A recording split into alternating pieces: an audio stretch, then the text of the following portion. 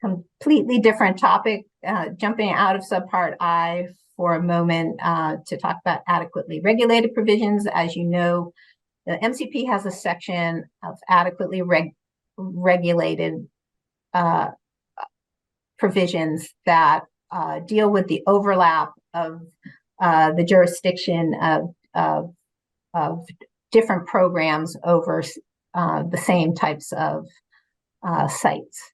And so we have one for the relationship between our state cleanup program and the federal Superfund program, for example, the relationship between the MCP and the solid waste program. In these amendments, we proposed a new section related to radioactive material and really the oversight that of these sites by the department under the MCP, as well as the Department of Public Health at licensed facilities, at facilities it regulates under its regulations as licensed facilities. So the proposal was to make clear that radioactive material that is being managed by Department of Public Health as a licensed facility would be considered adequately regulated under the MCP. If the location is not a licensed facility, that non-licensed facility would be overseen by MassDEP under the MCP. The assessment and cleanup protocols in both cases would be the same. We thought that was important, that we'd be using the same risk management approaches as our sister agency. So they follow the DPH protocols and standards for assessing radioactive materials. And it also specifies that other materials at the site, non-radioactive materials, that those would be handled under the MCP and the MCP risk management, risk assessment provisions. I also want to make brief mention of another set of changes in adequately regulated in this set of amendments related to federal sites.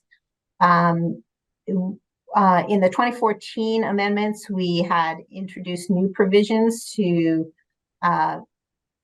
allow for the use of activity and use limitations at federal sites, which has really greatly improved the ability to implement institutional controls at those sites and made it much more efficient. The changes we proposed in this regulation were to clarify rules around activity and use limitations at federal sites. And there are also additional provisions in there to identify what endpoints under CERCLA at federal sites, what they would be equivalent to under the MCP in terms of permanent solution and remedy operation status. So what milestones under the CERCLA process would be considered to be at an equivalent point in the MCP to a permanent solution and ROS.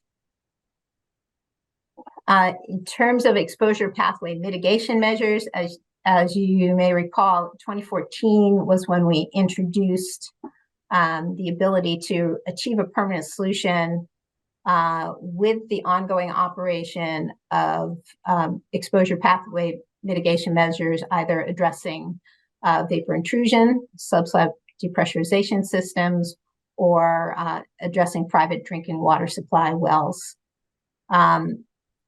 We learned a lot from implementing that. Those were kind of a big leap for us at the time in terms of providing those provisions.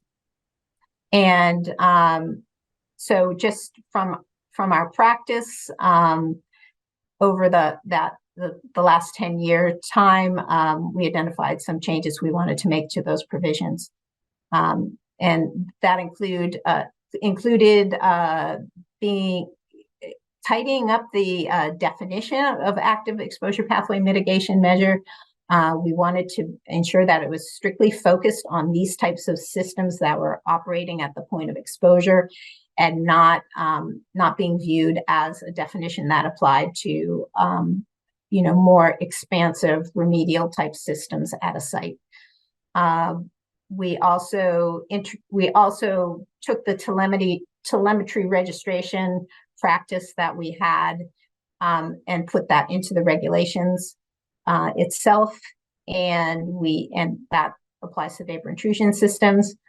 We made a change that going forward, that systems would, in addition to monitoring shutdown and restart vapor intrusion systems, that they would also be monitoring changes in pressure to ensure that the optimal range of pressure for operating those systems was maintained. And we added provisions for what would be considered appropriate operation and maintenance requirements for maintaining a private water supply treatment system, as telemetry is not an option in those cases. So in the final amendments, we incorporated many of the suggestions that came in. One thing to note is in terms of supporting a permanent solution with an active exposure pathway mitigation measure, we are not, that the requirement to monitor pressure does not apply to those systems already in place, so it is not retroactive to those. But going forward, for those permanent solutions that have not yet been achieved, that would be a requirement of future permanent solutions in those cases. One of the other suggestions we made was to modify the definition that we had proposed to include not only depressurization systems, but also positive pressure systems.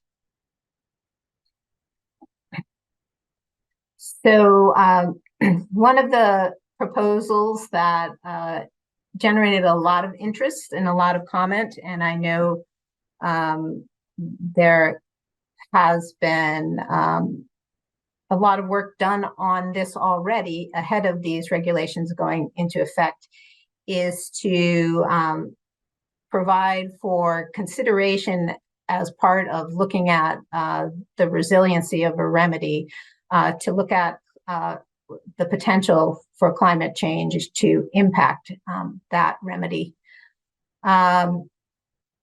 We added this consideration of foreseeable climate change to the response action performance standard, and referenced the climate projections that are provided by the Executive Office of Energy and Environmental Affairs. So the same type of information that, for example, is looked at under the Municipal Vulnerability Preparedness Program, that type of information available from EOEEA is what we direct people to in terms of considering what potential for climate change impacts and where it may occur.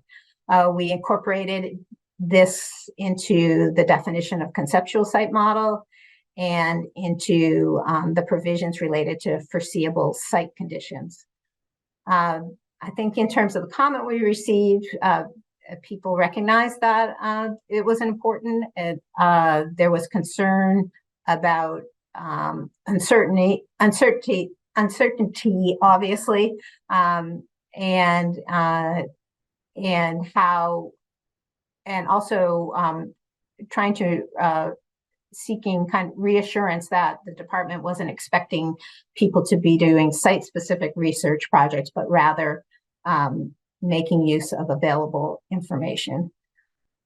We also received comment on providing some more specifics in terms of the time frame that people should be looking at, what climate change impacts by, what period of time from now people should be considering in that evaluation, and also applying it more broadly to temporary solutions, for example.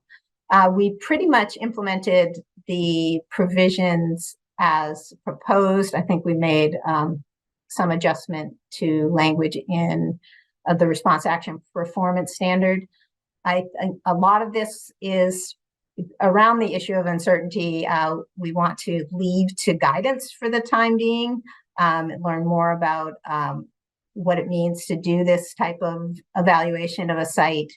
The Licensed Site Professional Association has had put together a work group that's been working for a few years now that has put together a toolkit on this issue, and Ken Mara with the department has worked with them on that.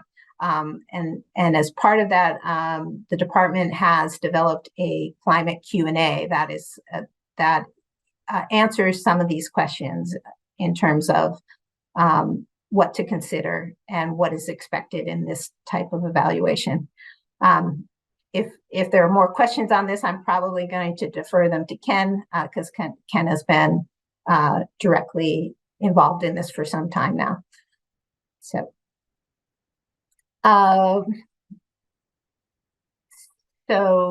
next, this was also an area where we received a lot of comments, and there are a number of kind of interrelated proposals here with respect to temporary solutions, when status reports and remedial monitoring reports were required, and when tier classification extensions were needed. To kind of sum up, part of it was due to some inconsistencies in the regs in terms of these requirements currently. So one of the clarifications that was made was around status reports and remedial monitoring reports for temporary solutions, and making it clear that those are required in the case where active operation and maintenance is occurring. So active operation and maintenance, whether it be for an active remedial system, active remedial monitoring program, or an active exposure pathway mitigation measures, that those status reports would be applicable. We also had proposed a status report, an annual status report for temporary solutions where there was no active operation and maintenance occurring. And that we received a lot of comment on that, whether that was necessary in cases where really not much activity was occurring at the site, given that those sites are also subject to a 5-year periodic review or reporting. So in the final regulation, we did not include that annual status report, but we did retain the option that the department could require it in some cases, and we give the criteria for how we would, the types of cases we would consider in terms of potential for risk. And if we required in writing, we could require status reports on those sites at a greater frequency than every 5 years. We also specified that if submittals were coming in on an ongoing basis, that would be an indication that the site was being actively worked on and cleaned up. So we wouldn't need to receive a tier classification extension in those cases.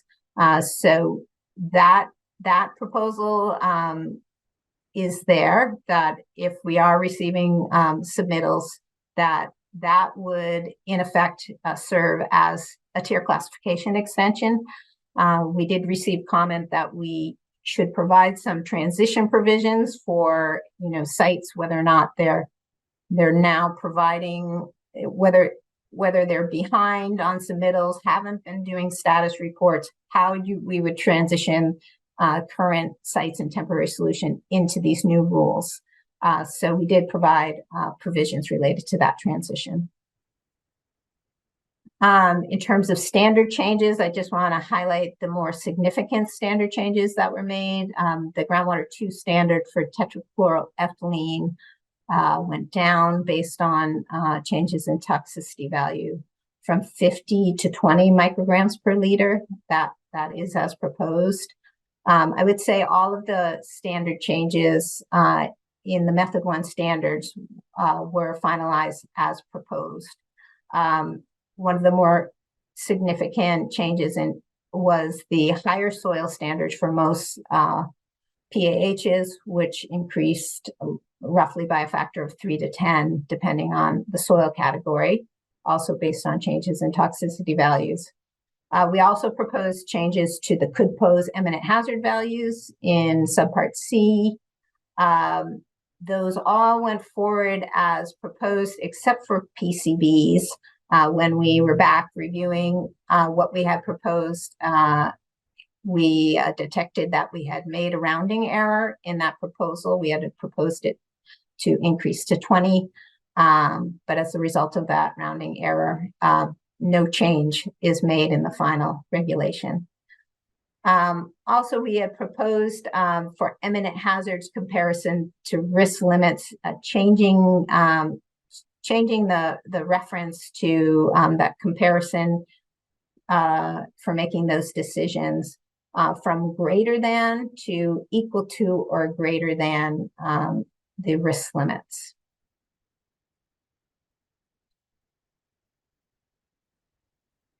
In terms of groundwater 2 definitions, there were really 2 changes to definitions. One was to make a change to the Zone A definition that's consistent with the definition that the drinking water program uses, which excludes Zone A's around emergency sources. That also is what's reflected in the GIS mapping of Zone A's. They do not include Zone A's around emergency sources.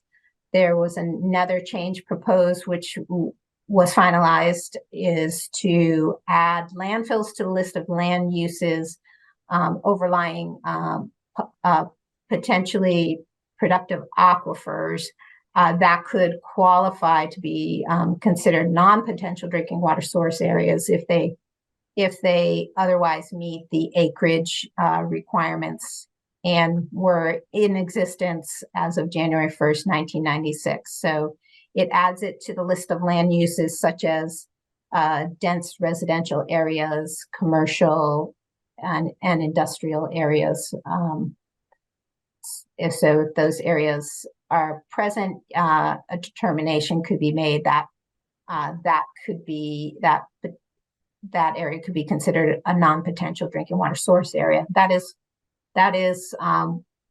would change what would be considered potential drinking water source area, but of course, any existing current drinking water source areas or other potential drinking water source areas would still apply. So this would only come into play if this was the one and only reason that an area was considered a GW1 area. Another change, so you may look in if you're looking in the red line version of the MCP, you might at first glance think that this had disappeared.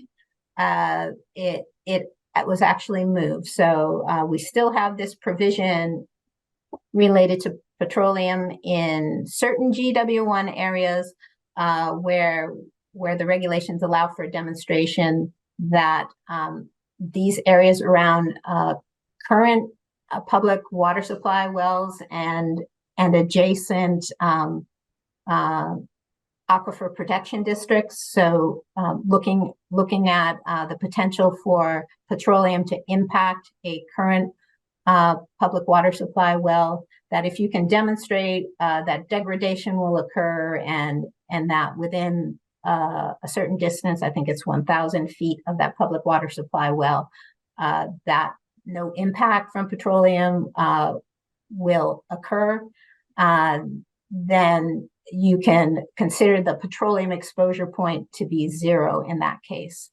As the current regulation is written, it's written as this provision only applying for those sites that are restricted to oil. So we wanted to make a few things clear in the revision. One was to provide a definition of oil, to clarify that includes petroleum hydrocarbon, VPH, EPH, BTEX compounds, but that it does not include additives. But also make it clear that if other contaminants are present that would otherwise meet the requirements for cleanup in terms of the GW1 area, that this provision could be used, that you would just evaluate those other contaminants as separate exposure points using the usual rules. So that is a clarification. I think there are at least a few sites. I know people have been waiting for this change. So I think it will apply in at least a few cases to existing sites, hopefully